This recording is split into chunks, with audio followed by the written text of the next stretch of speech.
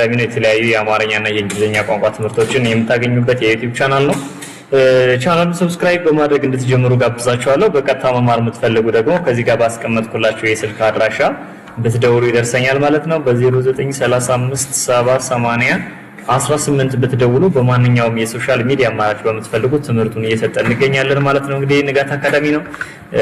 በባለፈው ክፍለ ትምህርታችን የአማርኛ ፊደል ይሄን እስከ መጨረሻው አይተናል ማለት ነው። ይሄን ዩ ይ ያ የ ይ የው የሚባሉት ማለት ነው። ሁሉንም አይተናል። የቤቶችን ለማስታወስ ያክል እዚህ ጋር ጽፍላችኋለሁ ማለት ነው። የ ዩ ይ ያ የ የና ዮ ብለን አይተናል ማለት ነው። ስለዚህ በእነዚህም ደግሞ ቃላቶችን መስርተን የተለያየ ነው። ሌላም የደ ቤቶችንም ተመልክተናል። ያው ደ ዱ ዲ ዳ ዴ ዲ ዶ ያው ፈጠን ብዬ ነው የምጽፈው የሪቪዥን ስለሆነ ማለት ነው። ወይም ደግሞ ያለፈውን ክፍል ቪዲዮ መለስ ብላችሁ እንድታዩት ነው የምጋብዛችሁ ማለት ነው። ዛሬ ደግሞ አንድ የአማርኛ ፊደል ይዤላችሁ መጥቻለሁ። እሷም ጠ ትባላለች ማለት ነው። ጠን የማሳያችሁ ይሆናል። እንግዲህ እቺ ጠ ብለን ነው የምንጠራት እቺን የአማርኛ ፊደል ማለት ነው። ጠ ብለን እንጠራታለን። እንደ ሌሎችም 7 ቤት ነው ያላት ያንዳንዳቸው። ለምሳሌ አንድ ሰው ጠርሙስ ብሎ መጻፍ ቢፈልግ ጠመንጃ የመሳሰሉ በጠም የጀምሩ ቃላቶችን መጻፍ ቢፈልግ ግዴታ ጠን ማወቅ ይኖርበታል ማለት ነው። ስለዚህ የጠን ቤቶችን 7ቱንም አሳያችኋለሁ ማለት ነው። እናንተ እየጻፋችሁ እንዲሆን ነው የሚመከረው። ያው ጠ ጡ ጢ ጣ ጤ ጥ ጦ ተመልከቱ።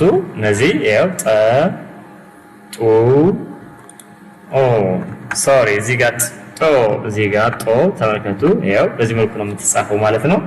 በዚህ መልኩ ነው ያው ጠ ጡ ጢ ጣ ጤ ጥ ጦ። ስለዚህ የጠ ቤቶች 7ቱ እኔ ናቸው። እስኪ ከፍ አድርጌ ደግሞ ለየብቻ አንዳንዳቸውን ለየብቻ አልጻፍላችሁ። ለምሳሌ ጠ ብቻዋን ምን ትመስላለች የሚለውን እንድታዩ ስለፈለግ ነው። ያው ጠ ማለት ይችላል እንግዲህ ጠ እንላታለን ማለት ነው። ጠ እቺን ነው የምትመስለው። ጡ ያው ጡ ጢ ይቻፒ ጣ ሶሪ ጣ ያው ግራ ሁለቱ ግራ አጠር ነው የሚለው በዚህ በግራ በኩል ያሉት ማለት ነው። ጣ ጤ ሶሪ ጤ ቻት ጤች ናት ማለት ነው። ጥ ጦ ሶሪ ችላታ ጦ ያው እቺን ትመስላለች ማለት ነው። ስለዚህ እነዚህ የጠ ቤቶች ናቸው ማለት ነው። ቃላትም ስለምንመሰርትባቸው በጥንቃቄ ያዟቸው። ሁለቱም ደግሞ አንዴ ልጻፍላችሁ። ያው ጠ ጡ ሁለቱ ማለት ነው በአንድ ላይ ጠ ጡ እነዚህ ኦኬ። ሌላ ደግሞ ሶስተኛ ደግሞ ያው ጢ አለች ጣ ያው ጢ ጣ እነዚህ ማለት ነው። አሁንም ሁለቱን ልጻፍላችሁ። ጤ ኦኬ መልስ ላድርግላችሁ ነው። ያው ጤ እና ጥ ሁለቱ ማለት ነው። ያው ጤ ጥ ኦኬ። ሌላ ጦ ብቻዋን ስለሆነች ያው ብቻዋን ጽፋታለሁ ማለት ነው። ስለዚህ እነዚህን በአንድ ላይ መጻፍ እችላለሁ። ያው እንዳትረሷቸው ጠ ጡ ጢ ሶሪ ጣ ጣ ጤ ጥ ጦ ያው እኒህ የጠ ቤቶች 7ቱ ናቸው ማለት ነው። ሶሪ ጦ ያው በዚህ መልኩ ነው የምትጻፍ ጦ 7ቱ ናቸው ማለት ነው።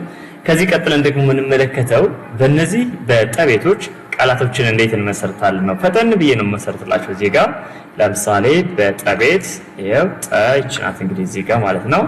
በጠ ቃላት መሰረት እችላለሁ። ምን ብዬ መሰረት እችላለሁ? በጠ ለምሳሌ ትንሽ አነስ ላድርጋት። ያው በጠ ጠርሙስ ማለት እችላለሁ። ጠርሙስ ማለት እችላለሁ። አሁንም በጠ ሌላ ጠመንጃ ማለት እችላለሁ። ያው ጠመንጃ ማለት እችላለሁ። በጠ አሁንም ጠር ማለት እችላለሁ። ጠጠር። አሁንም በጠ ጠንቋይ ማለት እችላለሁ። ቋ እነዚህ እንዲቃላ ፊደላቱን ደግሞ አንድ ቀን ሰራላችኋለሁ ምን ይመስላሉ ያውን ጠንቋይ ይላል ማለት ነው። በጠ አሁንም ጠበቃ ማለት ይችላልው። ጠበቃ ማለት ይችላልው። ስለዚህ ብዙ ቃላቶችን መመስረት ይችላልው። እናንተም እየጨመራችሁ ቢሆን መክራለሁ ማለት ነው። ምክንያቱም አቀላጥፈን ቋንቋውን ለመጻፍን ለመናገር ቃላቶችን ማወቅ ስላለብን ማለት ነው። ሁለተኛው ደግሞ ሲጡ ናት። ሲጡን ደግሞ እንመልከታት። በጡ ምን ብለን ቃላት መመስረት እንችላለን? ጡ ረታ ማለት ይችላልው። ጡረታ ማለት ይችላልው። ሌላ በጡ ሌላ ምን መመስረት ይችላልው? ጡ ንቻ ማለት ይችላልው። ጡንቻ። ሌላ በጡ ጡዘት ማለት ይቻላል። ለምሳሌ ጡዘት ማለት ይቻላል። ሌላም በጣም ብዙ ቃል አለ። በጡ አሁንም ጡት ማለት ይችላል። ጡት ማለት ይችላል። ስለዚህ በጡ ኒን መመስረት እችላለሁ ማለት ነው። ሶስተኛው ደግሞ ጢ ናት። ጢ እቺን ነው የምትመስለው ማለት ነው። በዚህ ደግሞ አሁንም ቃላቶችን ለመሰረት ነው። በጢ ጢስ ማለት ይቻላል። ጢስ ማለት ይቻላል። ሌላ አሁንም በጢ እስኪ እናንተ ኮሜንት ላይ አስቀምጡ።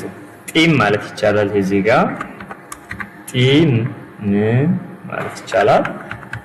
ሌላ በጢ ሌላ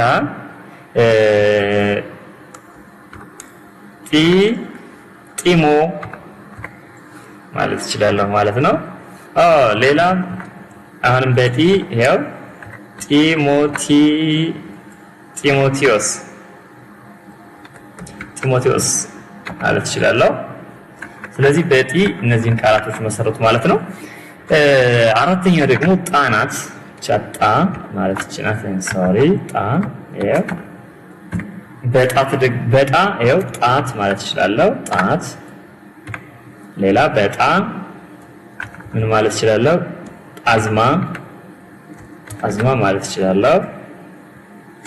አዝማ። አሁንም በጣ ሌላ በጣ ጣራ ማለት ይችላል። ጣሳ ማለት ይችላል። እናንተ ደግሞ የራሳችሁን ኮሜንት ላይ አስቀምጡልኝ። አምስተኛዋ ጤ ናት። ያው ጤ ማለት ይችላል። ጤ የጠ አምስተኛው ዝርያ ማለት ነው። በጤ ደግሞ ያው ጤግሮስ ማለት ይችላል። ጤግሮስ ማለት ቻፕ ማለት ነው። ሌላ በጤ አሁንም ጤፍ ማለት ይችላል። ያው ጤፍ ማለት ይችላል።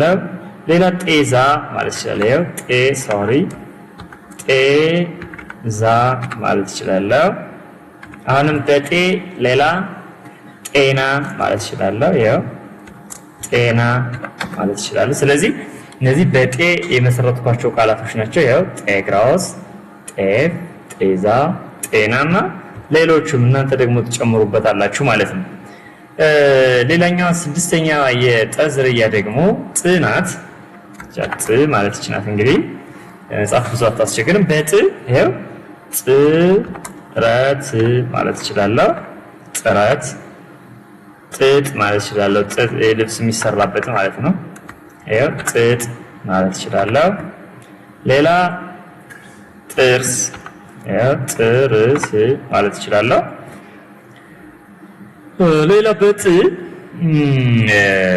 ጥጥ፣ ጥርስ፣ ጥረት፣ ጥንካሬ፣ ጥጋብ ማለት ይችላል። ጥጃ ማለት ይችላል። ያው ጥጃ በጣም ብዙ ቃላቶችን መመስረት ይችላል ማለት ነው። የመጨረሻዋ ጦ ናት።